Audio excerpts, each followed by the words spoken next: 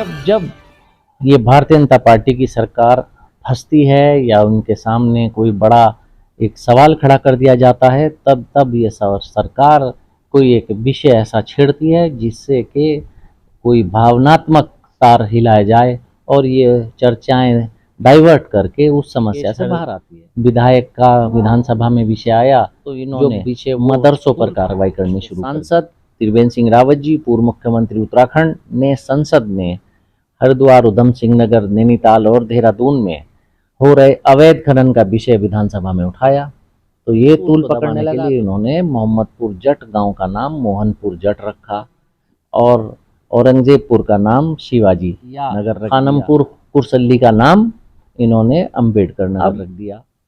मोहम्मदपुर जट रख दीजिए या मोहनपुर जट रख दीजिए, हम तो दोनों नामों से सवाल ये खड़ा होता है कि मोहम्मदपुर जट के निवासियों की समस्याओं का समाधान कौन करेगा। किसानों की जिम्मेदारी है कि संख्या ज्यादा है, क्या गन्ने का भाव बढ़ा दिया गया, डीजल की कीमत कम। जब किसान अपनी फसल बोने जाता है तो उनको डीएपी फर्टिलाइजर नहीं मिलता, पानी देने फसल पर जाते हैं तो उनको यूरिया फर्टिलाइजर नहीं मिलता। जब वहां के लड़के नौकरी की उम्मीद लगाते हैं तो सरकार उनको नौकरी देने की दिशा में कोई कदम नहीं उठा। यहाँ बना था पलायन आयोग, भी पलायन करके देहरादून पूछ रही है कि यूसीसी को इतनी जल्दबाजी में लागू किया, अभी से इसमें समस्याएं क्यों उत्पन्न होनी शुरू हो गई। ये लिव इन रिलेशनशिप पर सरकार का क्या। मोहम्मदपुर जट का नाम बदला है, कल को मोहम्मदपुर बुजुर्ग का नाम बदलेंगे, कभी मंदिर, कभी नाम बदल देंगे। इन्होंने 4-5 शब्द याद कर रखे हैं, उन शब्दों का किसी न किसी तरीके से प्रयोग करेंगे। लब जिहाद, लैंड जिहाद, थूक जिहाद। अब किसी इन शब्दों के प्रयोग करने से उत्तराखंड की बेरोजगारी की समस्या नहीं कम होगी, किसान की आमदनी नहीं बढ़ेगी, यहाँ बिजली की आपूर्ति नहीं बढ़ेगी, अस्पतालों की हालत खराब है। कहीं शिक्षक हैं तो बच्चे नहीं, शिक्षक नहीं, पूरा सत्र गुजर जाता है, वेंटिलेटर चल नहीं रहे हैं, ऑक्सीजन की व्यवस्थाएं दुरुस्त नहीं है, दवाएं नहीं है, फिजिशियंस और सर्जन्स नहीं है। आप देख रहे हैं फानूस टीवी। चैनल को सब्सक्राइब करें ताकि हर खबर आप तक पहुंच सके। उत्तराखंड सरकार द्वारा हाल में ही जिला हरिद्वार के कई गांवों के नाम बदलने का ऐलान किया गया है, जिसको लेकर राजनीतिक गलियारों तरह तरह की चर्चाएं व्याप्त हो गई हैं। इसी को लेकर मंगलौर विधायक काजी निजामुद्दीन ने नामों को बदलने के पीछे कहा कि सरकार अपनी नाकामियों को छिपाने के लिए गांव के नाम बदलकर जनता को बहलाने का काम कर रही है। उन्होंने कहा कि सरकार विकास के मामले में पूरी तरह से पिछड़ी हुई है और कई गरीबी बेरोजगारी के मुद्दों से भटकाकर यहाँ की जनता नाम बदलने के नाम पर खुश करने की नाकाम कोशिश कर रही है। हरिद्वार जिले के कई गाँवों के सरकार ने नाम बदले हैं, उसी को लेकर तरह तरह की चर्चाएं अब क्षेत्र में हो रही हैं।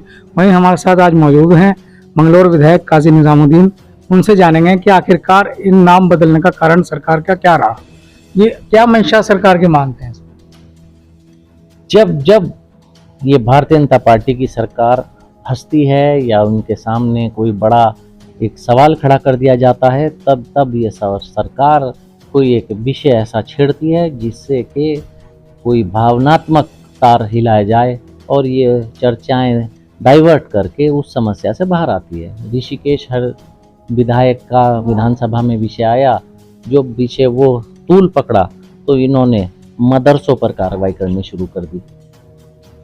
वो मदरसों की कार्रवाई करने से तूल दबाने की कोशिश की गई। अब इनके सांसद, भारतीय जनता पार्टी के हरिद्वार के सांसद त्रिवेंद्र सिंह रावत जी, पूर्व मुख्यमंत्री उत्तराखंड ने संसद में हरिद्वार, उधम सिंह नगर, नैनीताल और देहरादून में हो रहे अवैध खनन का विषय विधानसभा में उठाया तो ये तूल पकड़ने लगा। तो इस तूल को दबाने के लिए इन्होंने मोहम्मदपुर जट गांव का नाम मोहनपुर जट रखा और औरंगजेबपुर का नाम शिवाजी नगर रख दिया या खानमपुर कुरसल्ली का नाम इन्होंने अम्बेडकर नगर रख दिया।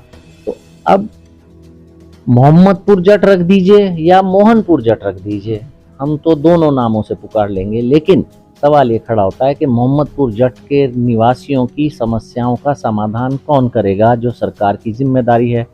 वहाँ गन्ना किसानों की संख्या ज्यादा है, क्या गन्ने का भाव बढ़ा दिया गया, क्या डीजल की कीमत कम कर दी गई।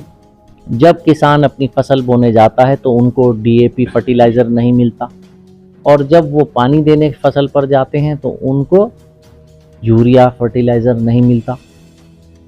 जब वहाँ के लड़के नौकरी की उम्मीद लगाते हैं तो सरकार उनको नौकरी देने की दिशा में कोई कदम नहीं उठाती।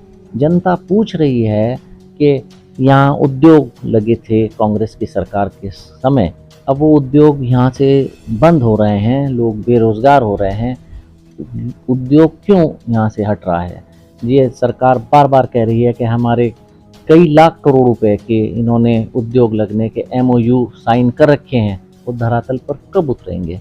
उत्तराखंड की सरकार पूछ रही है कि ये पलायन आयोग यहाँ बना था, पलायन आयोग भी पलायन करके देहरादून आ गया, ये पलायन कब रुकेगा इस प्रदेश में? यहाँ जनता पूछ रही है कि UCC को इतनी जल्दबाजी में लागू किया, अभी से इसमें समस्याएं क्यों उत्पन्न होनी शुरू हो गई? और ये लिव इन रिलेशनशिप पर सरकार का क्या स्टैंड है? क्या लिव इन रिलेशनशिप भारतीय संस्कृति के ध्वजभाग भारतीय जनता पार्टी बनती है? क्या भारतीय संस्कृति अलाउ करती है लिव इन रिलेशनशिप को? एक जो भारतीय संस्कृति के विपरीत ये एक लीगल परमिशन मिलने की संभावनाएं हो जाती हैं जब दो वयस्क बिना शादी के, बिना वैवाहिक बंधन के वो आपस में रहते हैं। ये एक सवाल बनकर उत्तराखंड में उभर रहा है।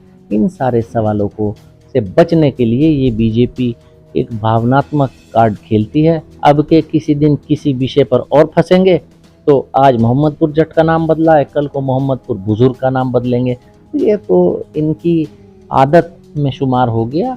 अपनी जिम्मेदारियों से बचना और जनता का दिमाग और जनता की चर्चाओं को अन्य दिशाओं में लगाना, ये इनका एक रीति और नीति इस बीजेपी की सरकार ने बना ली है, जो जनहित के विरोध में है, जनहित में नहीं है। खर्च भी होगा तो कहीं ना कहीं जनता को इस पर असर पड़ा। खर्च की इनको ना आय की चिंता है, ना इनको खर्च की चिंता है, ना इनको जनता के सवालों की चिंता है, ना जनता की समस्याओं से इनको चिंता है। इनको तो जन भावनाएं कैसे उभारी जा सकती हैं वो दिमाग इनकी मशीनरी लगाती है, और उस मशीनरी पर इनका पूरा सिस्टम और सेटअप वो पूरी तरह कामयाबी के साथ लगा हुआ रहता है। कभी मस्जिद, कभी मंदिर, कभी नाम बदल देंगे। इन्होंने 4-5 शब्द याद कर रखे हैं, उन शब्दों का किसी न किसी तरीके से प्रयोग करेंगे। उन लब जिहाद, लैंड जिहाद, थूक जिहाद। अब थूक जिहाद तब कुछ पूछे ये शब्द क्या हुआ, तो ये इसी प्रदेश की ईजाद है। तो अब उसमें चर्चाओं को लाकर उलझा कर रखने का ये काम करते हैं। इन शब्दों के प्रयोग करने से उत्तराखंड की बेरोजगारी कम नहीं होगी, पलायन की समस्या नहीं कम होगी, किसान की आमदनी नहीं बढ़ेगी, यहाँ बिजली की आपूर्ति नहीं बढ़ेगी। यहाँ बिजली ऊर्जा प्रदेश होने के बावजूद बिजली की कमी है, और बिजली की कमी जब तक रहेगी तब तक यहाँ उद्योग नहीं आएगा। उद्योग नहीं आएगा, लोगों को रोजगार नहीं मिलेगा। तो ये समस्याएं मुँह भाए खड़ी हैं। अस्पतालों की हालत ख़राब है, स्कूलों की हालत ख़राब है।